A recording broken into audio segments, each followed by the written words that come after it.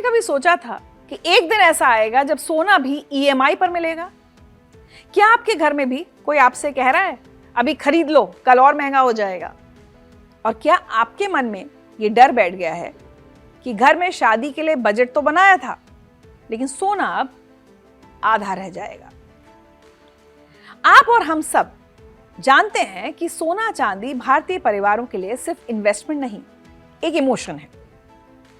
लेकिन पिछले 4 दिनों में जो हुआ वो किसी बुरे सपने से कम नहीं है। सिर्फ 96 घंटों के अंदर सोने की कीमतों ने वो छलांग लगाई जिसकी उम्मीद बड़े बड़े फाइनेंशियल पंडितों को भी नहीं थी। ये सिर्फ महंगाई नहीं है, एक पैनिक है जो बाजार से निकलकर अब आम आदमी की रसोई तक पहुंच चुका है। अब जरा इन आंकड़ों पर नजर डालिए जो आपके होश उड़ाने के लिए काफी है। 24 कैरेट सोने की कीमत इतिहास में पहली बार 1,70,000 प्रति 10 ग्राम के पार जा चुकी है। लेकिन असली झटका तो चांदी ने दिया है। गरीबों का सोना कही जाने वाली चांदी अब धीरे धीरे अमीरों की पहुंच से भी बाहर होने लगी है। चांदी 4 लाख रुपए प्रति किलो पर चल रही है। सोचिए, जिस चांदी की पायल या बर्तन खरीदना कल तक मिडिल क्लास के लिए आम बात थी, अब वो लग्जरी बन गई है। कई बाजारों में इतनी तेज हलचल है कि रेट बोर्ड बार बार अपडेट करने पड़ रहे हैं। लेकिन बड़ा सवाल यह है कि आखिर अचानक ऐसा क्या हो गया? एक्सपर्ट्स का कहना है कि यह तेजी सामान्य नहीं है।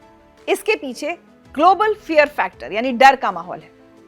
दुनिया भर के सेंट्रल बैंक्स, चाहे वो चीन हो या रूस, डॉलर पर भरोसा कम कर रहे हैं और अंधाधुंध सोना खरीद रहे हैं। दूसरी तरफ 28 जनवरी को हुई अमेरिकी फेडरल रिजर्व की मीटिंग से पहले इन्वेस्टर्स ने अपना सारा पैसा गोल्ड और सिल्वर में डाल दिया। इसका सीधा असर यह हुआ है कि बाजार में सप्लाई कम और डिमांड बेहिसाब हो गई है, जिससे कीमतें आसमान छू रही हैं। ये हालात इसलिए भी डरावने हैं क्योंकि शादियों का सीजन चल रहा है। एक पिता जो अपनी बेटी की शादी के लिए पिछले साल 1 लाख रुपए के भाव पर बजट बना रहा था, आज उसकी जमा पूंजी आधी रह गई है उस हिसाब से। ये द ग्रेट पैनिक सिर्फ बाजार की उथल पुथल नहीं बल्कि आम आदमी के सपनों पर एक करारी चोट है। भारत में शादी का मतलब सिर्फ 2 लोगों का मिलना नहीं होता, बल्कि सोने के प्रदर्शन का एक बड़ा मंच होता है। लेकिन साल की शुरुआत में ही सोने के भाव 1,70,000 पहुंचने के बाद शादी के घरों का माहौल पूरी तरह बदल गया है। शहनाई की गूंज के बीच बजट बिगड़ने का यह दर्द आज हर मिडिल क्लास परिवार महसूस कर रहा है। जरा सोचिए, एक औसत भारतीय शादी का बजट कैसे बनता है? आमतौर पर खाने पीने और वेन्यू के बाद बजट का सबसे बड़ा हिस्सा यानी करीब 30 से 40% सिर्फ सोने और जेवर के लिए रखा जाता है। लेकिन पिछले कुछ हफ्तों में आए इस उछाल ने इस पूरे गणित को बिगाड़ कर रख दिया है। पिछले साल तक जो परिवार शादी के लिए 20 तोले यानी 200 ग्राम सोने का बजट बनाकर चल रहा था, अब उसे उतनी ही रकम में शायद 10 या 12 तोले से काम चलाना पड़ रहा है। बजट वही है, लेकिन हाथ में आने वाला सोना लगभग आधा हो गया है। यह स्थिति इसलिए भी गंभीर है क्योंकि हमारे समाज में सोना सिर्फ एक धातु नहीं है, इसे इज्जत और स्टेटस से जोड़कर देखा जाता है। मेहमान ये नहीं पूछते कि सोने का भाव क्या था, वो ये देखते हैं कि दुल्हन ने कितना पहना है। ऐसे में परिवारों पर दबाव दोगुना है। एक तरफ जेब खाली हो रही है और दूसरी तरफ समाज में नाक बचाने की चुनौती है। वेडिंग प्लानर्स का कहना है कि लोग अब खाने का मेन्यू छोटा कर रहे हैं या प्री वेडिंग शूट कैंसिल कर रहे हैं ताकि उस पैसे से सोने की रस्म पूरी हो सके। हमें यह समझना होगा कि भारतीय परिवार सोने पर इतना खर्च क्यों करते हैं। दरअसल हमारे यहाँ शादी में खरीदा गया सोना डबल रोल निभाता है। पहला तो जाहिर है वो दुल्हन का श्रृंगार है, लेकिन दूसरा और ज्यादा अहम रोल सुरक्षा यानी फाइनेंशियल सिक्योरिटी, जिसे हम स्त्री धन कहते हैं। माता पिता को लगता है कि बेटी ससुराल जा रही है, कल को अगर कोई मुसीबत आई तो यही सोना उसके काम आएगा। ये सोच आज की नहीं, सदियों पुरानी है।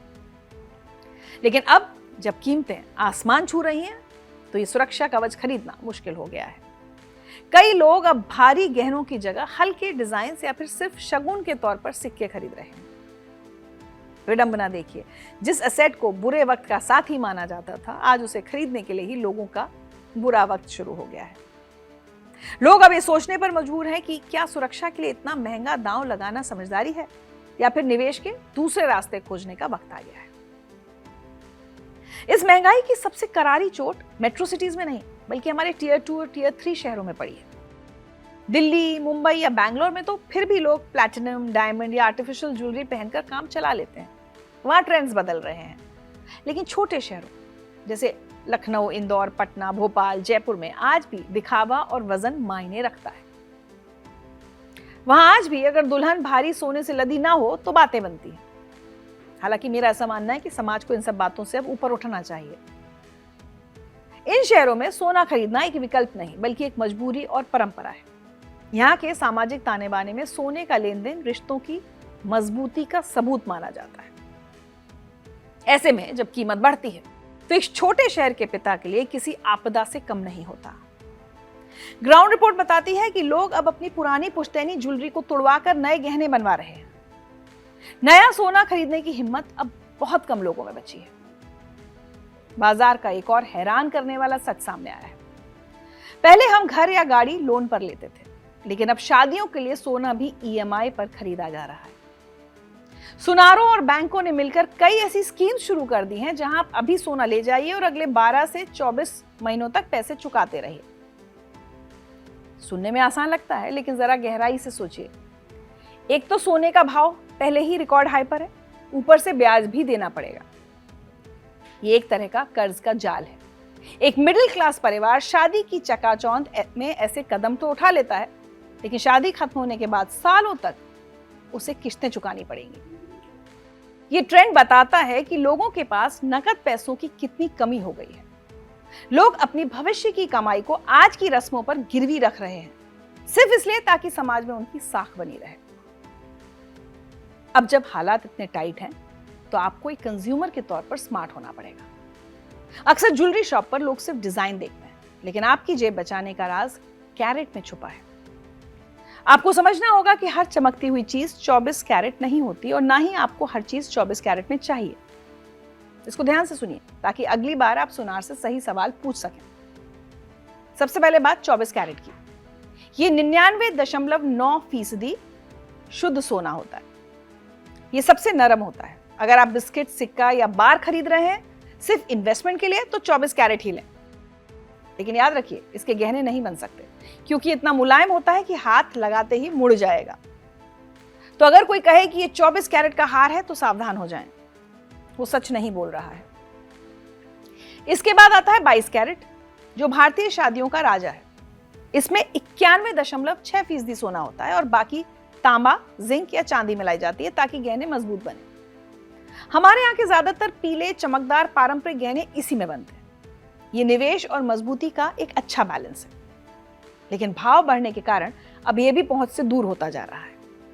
यही वजह है कि बाजार में 18 कैरेट की डिमांड बढ़ रही है। इसमें 75% सोना और 25% दूसरी धातुएं होती हैं। अगर आपको डायमंड या दूसरे कीमती पत्थर जड़वाने हैं तो 18 कैरेट सबसे बेहतरीन है, क्योंकि ये पत्थरों को कसकर पकड़ कर रखता है।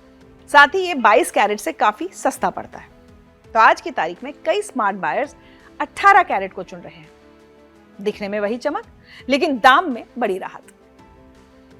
और अब बाजार में एक नया खिलाड़ी भी जगह बना रहा है, 14 कैरेट। इसमें करीब 58% सोना और 42% दूसरी धातुएं होती हैं। पश्चिमी देशों में ये बहुत आम है और अब भारत में भी रोज पहनने वाले गहनों के लिए इसे अपनाया जा रहा है। ये बहुत मजबूत होता है और बजट फ्रेंडली भी।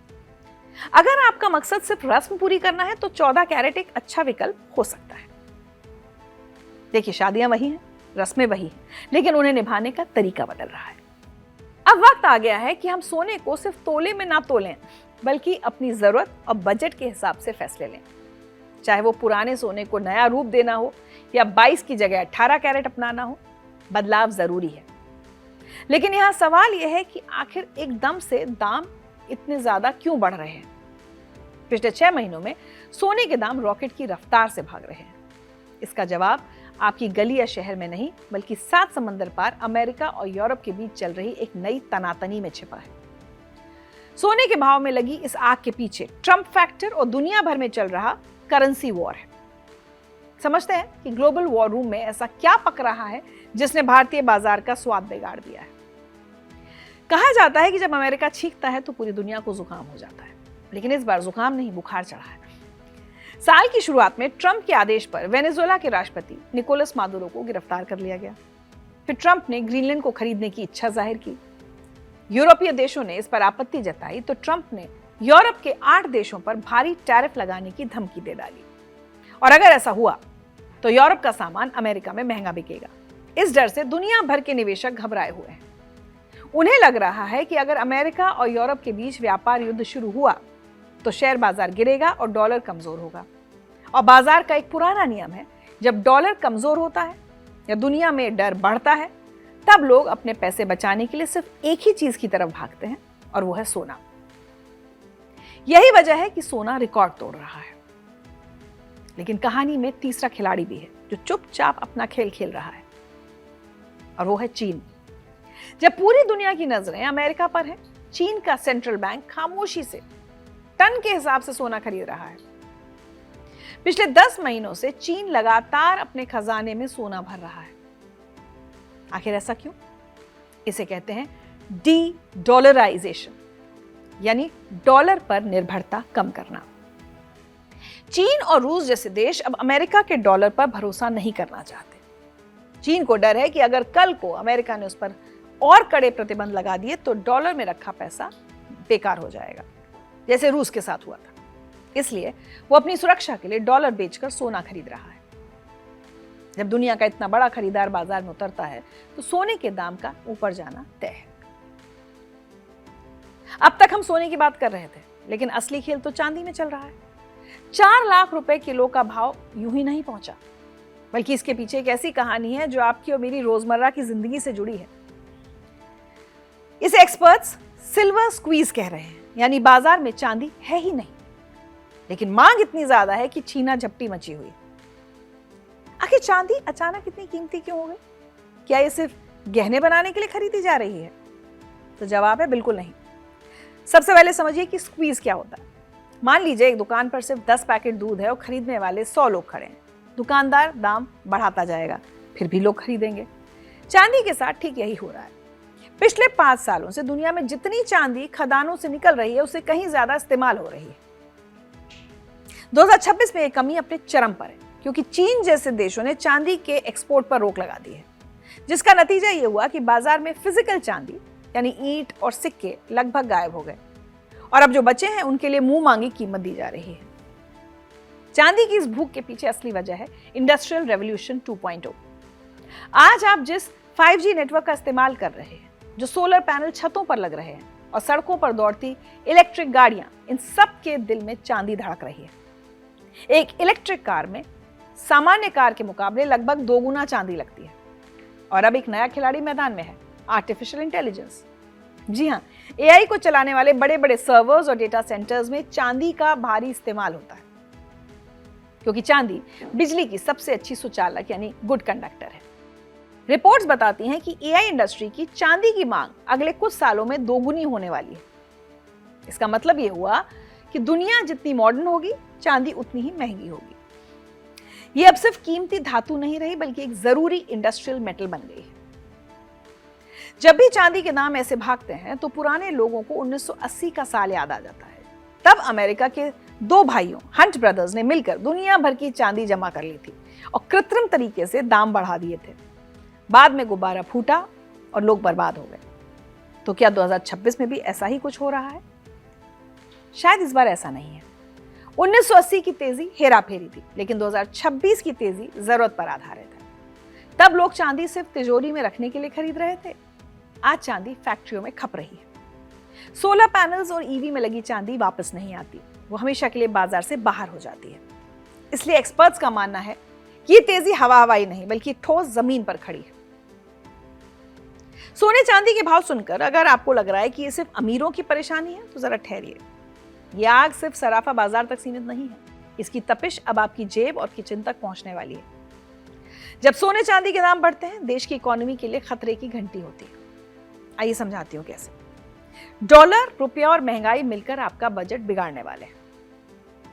सबसे पहले बात करते हैं भारतीय रुपए की। जब वैश्विक बाजार में अफरा तफरी होती है तो हर कोई अपनी करेंसी बेचकर सोने की तरफ भागता है और इस भागदौड़ में हमारा रुपया लड़खड़ा गया है। ताजा आंकड़ों के मुताबिक $1 की कीमत 90 रुपए के पार जा चुकी है। सुनने में सिर्फ एक आंकड़ा लगता है, एक नंबर लगता है, लेकिन इसका असर बहुत गहरा है। इसको ऐसे समझिए, भारत अपना 80% कच्चा तेल बाहर से खरीदता है और उसका भुगतान डॉलर में करता है। जब डॉलर महंगा होगा तो तेल भी महंगा मिलेगा। जब तेल महंगा होता है तो ट्रक का किराया बढ़ेगा, जिससे सब्जी से लेकर दूध तक हर चीज महंगी हो जाएगी। यानी सोने की तेजी सीधे तौर पर आपके पेट्रोल और राशन की दुकान से जुड़ी है। एक्सपर्ट्स का कहना है कि रुपया अभी और गिर सकता है, जिसका मतलब है कि महंगाई की एक नई लहर तैयार खड़ी है। उसके लिए बस आपको और हमको तैयार होना है। हालांकि अच्छी बात यह है कि अभी हम बेकाबू महंगाई की तरफ नहीं बढ़ रहे हैं, लेकिन हालात चिंताजनक जरूर है। ये तब होता है जब नोट की कीमत रद्दी के बराबर हो जाए, जैसे वेनेजुएला में हुआ था और ईरान में हो रहा है। भारत में ऐसा नहीं है क्योंकि हमारी इकोनॉमी मजबूत है। हाँ, लेकिन हम इंपोर्टेड इन्फ्लेशन का सामना कर रहे हैं, यानी महंगाई हमारे देश में पैदा नहीं हुई, बाहर से आई है, लेकिन इसका असर हम पर पड़ेगा। जब सोने और चांदी के दाम बढ़ते हैं तो इलेक्ट्रॉनिक्स, मेडिकल उपकरण और सोलर पैनल्स की लागत बढ़ जाती है। इसके अलावा लैपटॉप या मोबाइल फोन्स 10% महंगे हो सकते हैं। अब जरा पीछे मुड़कर देखते हैं, क्या हमने पहले कभी ऐसे हालात देखे?